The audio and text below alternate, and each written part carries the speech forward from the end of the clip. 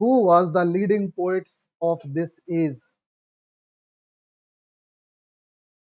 We know that the name of the age is derived from the Saint Augustine name, the Augustan age in 1702 to 1745.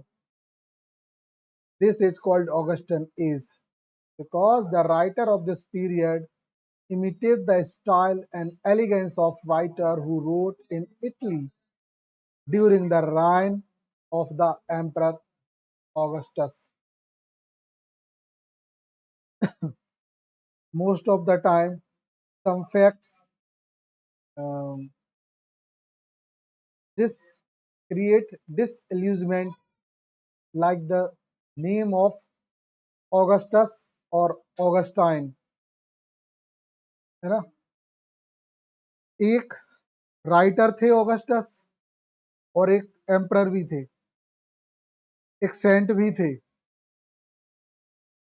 लेकिन लगभग ही same time के period की ही बात है ये सब। तो ऐसा होता था। एक और भ्रम तोड़ दें इसी बात से, इससे पहले कि ये सेम सेम वाली बात पे भूले।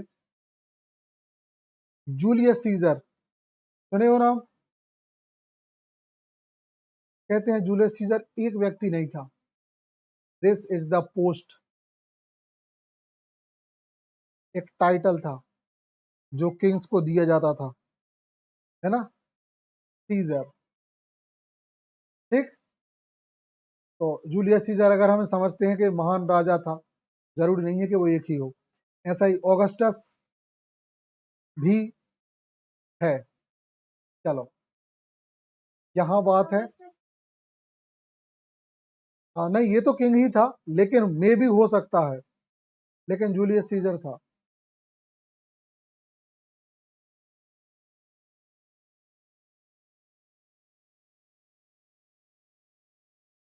कहने का मतलब ये एम्पर ऑगस्टस के टाइम पे, अब सुनना ये फैक्ट तुम्हें कंफ्यूज कर देगा।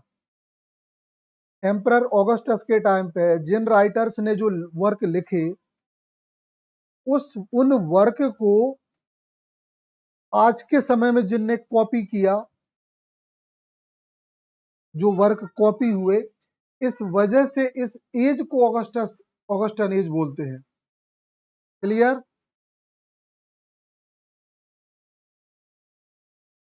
और एम्पर ऑगस्टस के टाइम पे राइटर्स ने लिखा, उसको आज के राइटर ने कॉपी किया, ठीक। चलो, दिस अच्छा, इतनी पुरानी बात है, 27 BC to 14 AD। Time period count करें, कितना कितना टाइम था बताओ। चलो, this span of time is also called the age of Pope because Alexander Pope was best known poet of the time. During this year, England was ruled by Queen Anne. तीन king देखे इनने भी, queen Anne, George first, George second, ठीक। अच्छा, इनके अलावा और कौन ने तीन किंग देखे? ये तो पूछा ही नहीं हमने। मतलब तीन लोगों के शासन में रहे ये, अपने जीते जी तीन साम्राज्य देख लिए। मतलब एक और ऐसे कौन थे? चलो नहीं है पता, बता दे रहे। लेकिन नेक्स्ट टाइम पूछेंगे। तो एक तो पोप थे और दूसरे नंबर पे थे जियोफ्री चौसर, मतलब वो पहले थे जिनने तीन किंग्स को देखा अपने टाइम पीरियड में। चलो, ये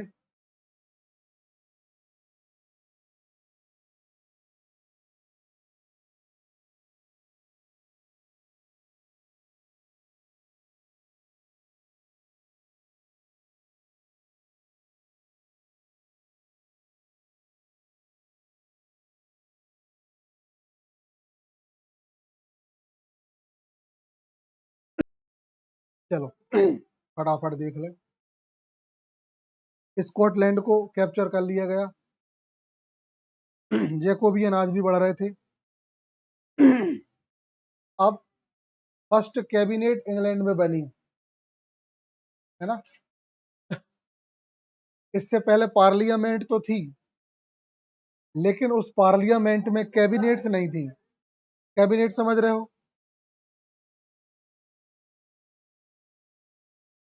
कैबिनेट मतलब अलमारी होता है वैसे तो। रियल मीनिंग उसका अलमारी है, ये कैबिनेट है। लेकिन संसद के सेंस में, इसलिए कभी कभी कहते हैं कि इंग्लिश में जरूरत के हिसाब से शब्दों को बनाना पड़ता है। तो यहाँ कैबिनेट का मतलब है सदन।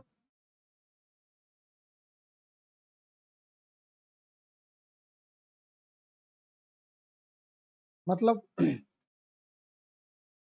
संसद में एक ऐसा ग्रुप जो डिसीजन लेगा, जो ज्यादातर स्ट्रॉन्ग डिसीजन लेगा और जो पावर में रहेगा। हाँ,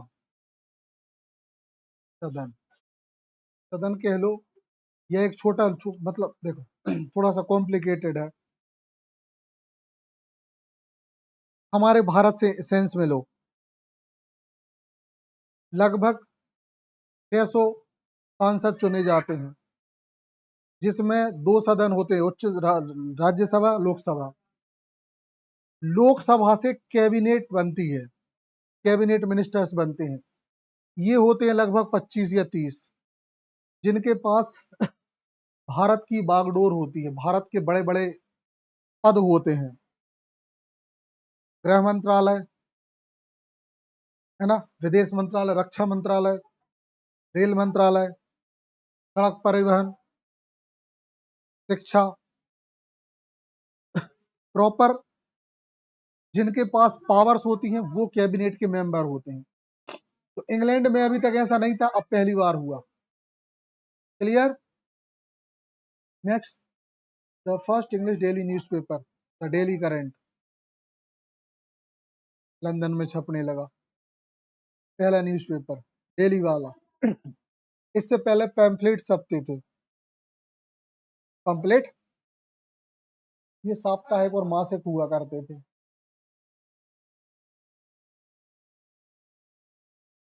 हाँ, या कोई खास खबर होती तो छपते थे।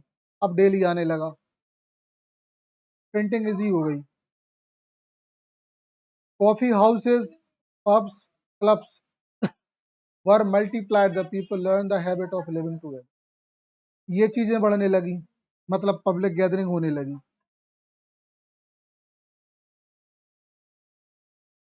बढ़ने लगे, थोड़े बहुत तो पहले भी थे, क्योंकि अगर याद हो हमने बताया हो, Christopher Marlowe, Ben Jonson, John Lyly, ये लोग पब्स में मिला करते थे, है ना, सरल भाषा में दारू के ठेका पे। क्रिस्टोफर मार्लो की डेथ जो हुई थी ना, वो यही किसी पब में ही हुई थी। उनको मारा गया था। और क्यों मारा गया था? कहते हैं कि वो बहुत जासूस थे, वो किंग के जासूस। उस जासूसी की वजह से किसी ने छाप लिया, ये इधर कैसे निपटा दो, तो उनको निपटा दिया। अब दूसरी कॉन्स्पिरेसी ये भी आती है कि उनको मारा नहीं गया था, उनने खुद अपने मरने का नाटक किया था और निपक लिए थे, है ना। और तीसरी कॉन्स्पिरेसी ये है कि इसके बाद ही इनने विलियम शेक्सपियर के रूप में अपने सारे वर्क लिखे, अपनी आइडेंटिटी चेंज करके ही ये निकल गए। क्रिस्टोफर मार्लो को हमेशा के लिए दफना दिया। तुम लोग विश्वास नहीं करोगे, धुरंधर मूवी तो नहीं देखी होगी, नहीं देखी ना। उससे भी एक्सट्रीम लेवल की रियल बात बता रहे हैं। वो तो एक, वो भी सही है, इंडिया में ऐसे रहे हैं ताकतवर। खमेनी का नाम सुना है? खेमनेई। अब अपन पेपर फर्स्ट पे आ गए, ये काम की जानकारी है। खेमनेई ईरान का सुप्रीम कमांडर, मतलब वहां का प्रधानमंत्री। क्या प्रधानमंत्री को मारना आसान है? और ऊपर से ईरान जैसी कंट्री का बड़ा देश है, पावरफुल भी है, पैसा है खूब, तेल, तेल वालों के पास जानते ही हो, इनके पास बहुत हथियार था, भयंकर सुरक्षा थी, कि सुरक्षा ही देख के तुम्हारा दिमाग चकरा जाएगा। जमीन से नीचे अगर लिफ्ट से जाओ, तो लिफ्ट से जाने में अगर 5 मिनट लगे तो समझ जाओ कि जमीन से कितने नीचे, कम से कम 1,000 फीट नीचे रहता था वो। और बंकर बहुत बड़ा चौड़ा था, कि जिसमें ना 5-5 किलोमीटर तक बंकर फैला था, मतलब अंदर वो टू व्हीलर से घूम सकते हैं, इतनी सिक्योरिटी। के बाद मोसाद ने उसको मार दिया। किसी के एग्जाम में आया था कि मोसाद किस गवर्नमेंट की एजेंसी है, सिक्योरिटी एजेंसी? वो है इसराइल की। तो इसराइल के जो एजेंट थे ना, इतने ज्यादा ताकतवर थे कि 20 साल से प्लानिंग में लगे थे। और कुछ जो इसराइल से ईरान में चले गए थे ना, खुद ईरान की गवर्नमेंट में बड़े बड़े पदों पे पहुंच गए थे वो। सोचो, कोई मिलिट्री का कमांडर हो, कोई मिलिट्री का लीडर हो। देशभक्त किसके? इसराइल के। आर्मी में किसकी हैं? ईरान की। मतलब जो वाकई में जो वहां के लोग हैं उनको लीड कर रहे हैं, जो है ना खतरनाक बात। कहते हैं खेमनेई की टेबल तक पहुंच गए थे वो लोग, उसकी जो गुप्त मंडली होती है ना। और सोचो, उसको कभी पता नहीं चलने दिया। इतनी टाइट सिक्योरिटी, इतने जासूस लगे रहते, खुद वहां की एजेंसीज। मतलब ये एजेंट ऐसे रहते हैं, कहते हैं कि अगर इनके रिश्तेदार भी मिलेंगे ना, तुरंत गोली मार देंगे, क्योंकि देश पहले। ऐसा ही होता है, जो एजेंट होते हैं ना, कोई नाम नहीं होता है इनका, अपने सगे को गोली मारने के लिए पलक नहीं झपकते, ऐसा तैयार किया जाता है। इवन जिस मेन व्यक्ति ने भी इनको लीड किया हो ना, अगर वो सामने आ जाए ना, उसको गोली मार देंगे, देश पहले। ना खतरनाक होता है। जिस मतलब इंडिया में, अगर इंडिया का जो अजीत डोभाल जी हैं, अगर वो पहुंच जाए ना, तो खुद उसको उनको गोली मार देंगे ये,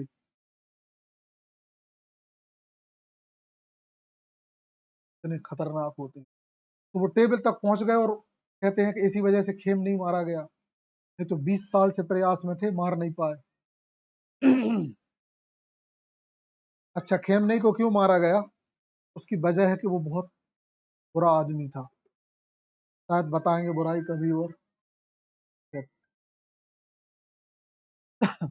बहुत सारी कहानियां हैं, इससे हम एक्सटर्नल अफेयर्स को समझते हैं, मतलब विदेशी दुनिया का जो वो है।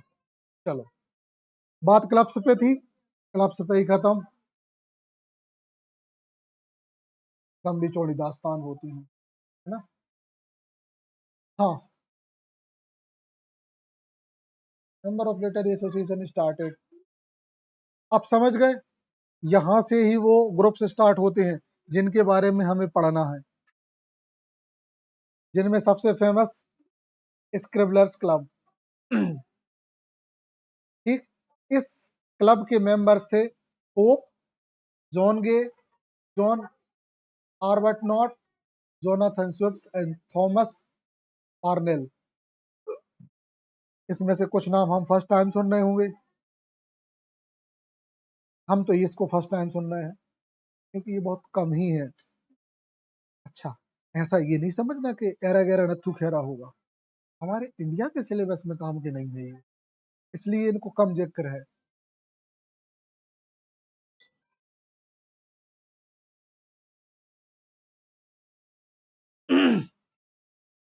हाँ रितेश, हाँ स्कूल आएंगे।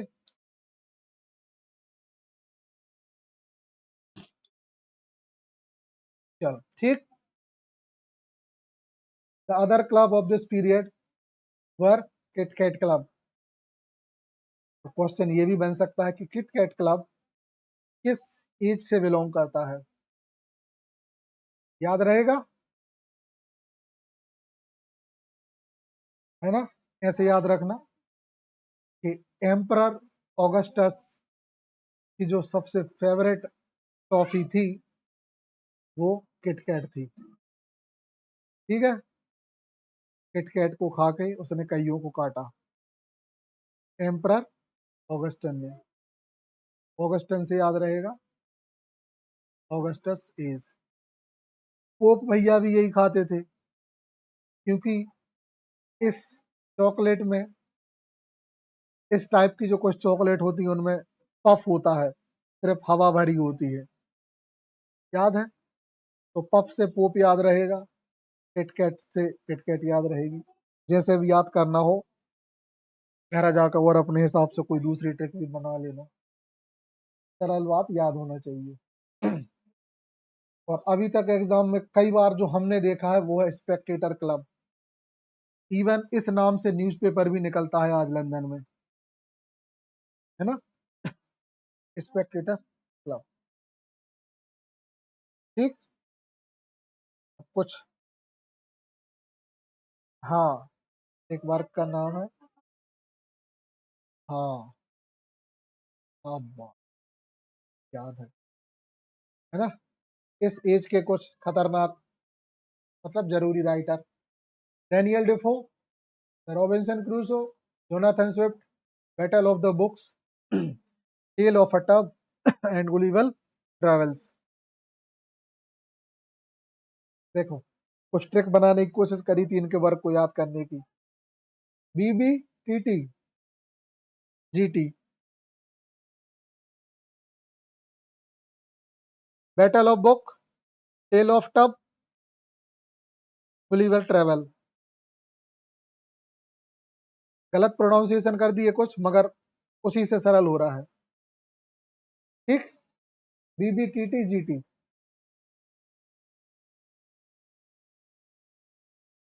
Joseph Addison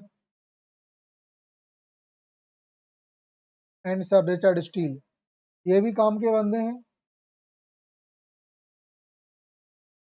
the Tatler and the Spectator, इनके वर्क है।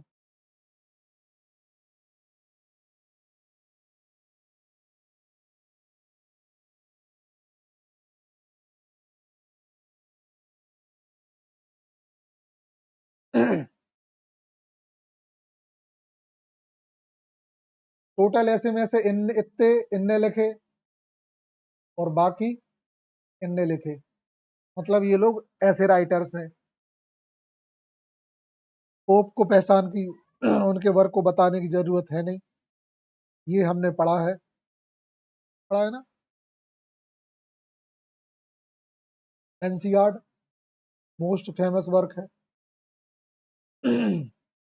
Epistle of doctor Arbuthnot and the essay on criticism, ये वर्क भी मोस्ट इंपोर्टेंट है और एमए के सिलेबस में था। एक हमने ड्राइडन देखे जिनके दो वर्क एमए में थे, एक ये देखे हैं जिनके दो वर्क एमए में थे, एक ये भी था और एक ये भी था। वैसे हमारी इस बात पे हंसी आनी चाहिए, जितना सीरियस होके थर्ड और फोर्थ सेमेस्टर पढ़ा था, उतना ही लेजीनेस से फर्स्ट सेमेस्टर को देखा तक नहीं। सोचो, इंग्लिश हम लोगों के लिए सिर्फ मालूम एक कोर्स था, कभी नहीं सोचा था कि इतने डीप जाएंगे, कि सिलेबस ही रट के बैठ जाएंगे। लेकिन फर्स्ट सेम का सिलेबस हमें याद नहीं है। कितने ज्यादा वाहियात रहे होंगे, कितने केयरलेस, तीनों ही केयरलेस थे। सिर्फ आत्मा को दुख जब पहुंचा था कि हेमंत ने, हमारे 53% कुछ आए थे, फर्स्ट सेम में 53 के 51, और हेमेंद्र 65 से ऊपर पहुंचा था। ये बात बुरी लगी थी, साले साथ में रह के धोखा दे दिए, है ना। नहीं तो पढ़ कहाँ से लो तेने जे बता, है ना, मतलब पढ़ लो और हम लोग उनसे कह तो का कर जाकर का कर है। अजय से मांडोली करी का अपन तो जे है भैया वो जाए न जाए। 60 रुपया का पेट्रोल डलता था, 20-20 देते थे। हमने कही हम 30 दे हैं, 30 तेरे, नहीं जा रहा हो तो। ठीक, next one, Samuel Richardson, Pamela virtue rewarded first English novel. याद रखना नोवेल नहीं, इंग्लिश नोवेल। ठीक, इससे पहले नोवेल्स का ट्राई एक और लेडी कर चुकी थी, पहचान की जरूरत नहीं है, एफ्रा बैन, लेकिन वो ड्रामा था उनका और वो था ओरोनोको। ठीक, हेनरी फील्डिंग, जोसेफ एंड्रूज एक वर्क है, तो कैसे राइटर मत समझ लेना। ठीक, देन नेक्स्ट वन, इस एज के कुछ फीचर्स आते हैं। New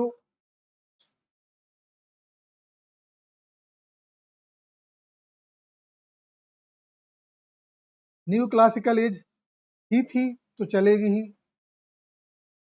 poetry become a visual as well as verbal art following Horace theory.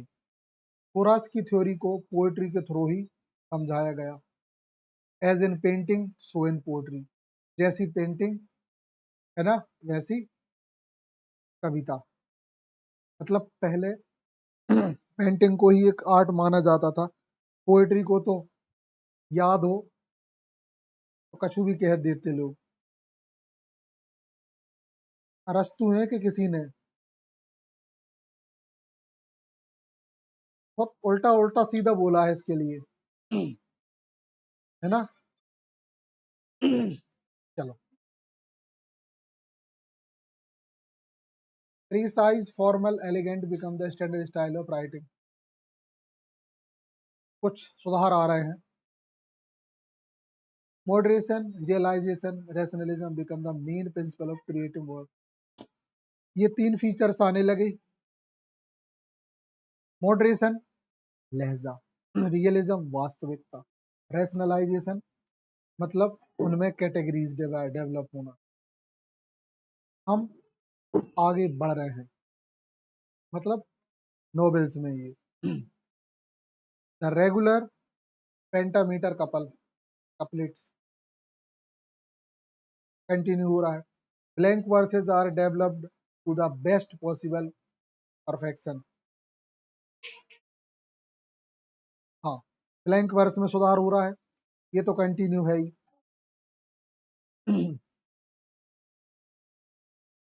Lyrical poetry loses dominance. Lyrical poetry अब जा रही थी। एक लिरिकल पोइट्री होती है, एक नॉर्मल पढ़ने वाली होती है। लिरिकल को गाया जा सकता है, like or song. Satirical verse continue, ये कंटिन्यू थे। अब सटायरिकल प्रोज भी देखने लगे, जिनमें मिक्स होता था किस चीज का, नए form such as biographies, travelogues, political allegory and romantic tales. ये नए नए जोनराज आने लगे। नॉवेल्स और जर्नलिज्म शुरू हो चुकी थी। नॉवेल्स, फर्स्ट नॉवेल हमने देख ली, रॉबिन्सन क्रूजो। जर्नलिज्म शुरू हो गया, ये एक बड़ी जीत, एक बड़ा काम था। फिर translation of great classical text, ये तो चल ही रहा था, इस एज में ही मेन काम था। विच इन्वेंटिव इन्वेंटिवनेस मतलब खोजपूर्ण नजरिया, एप्टनेस ग्राह्यता, डिस्क्रिप्टिव इमेज और metaphor become major literary devices. Literature mirror political awareness. इस लिटरेचर इस लिटरेचर की वजह से लोगों में जागरूकता आई, अपने मत का महत्व समझने लगे। आज की जैसी पॉलिटिकल सिचुएशंस नहीं थी, लेकिन थी। वोटिंग ऐसी नहीं होती थी, लेकिन थी। सिर्फ रईस लोग वोट कर सकते थे, गरीबों के पास वोटिंग राइट्स नहीं थे। Urban culture over power literature. Urban culture अच्छे फॉर्मेट में आ रहा था, ताकत के साथ आगे बढ़ रहा था। कुछ चीजें फास्ट हुई हैं, लेकिन समाप्त भी करना है और निकलना भी है। ठीक, तो यहाँ पे एक एज खत्म, नेक्स्ट एज को नेक्स्ट डे बढ़ाएंगे।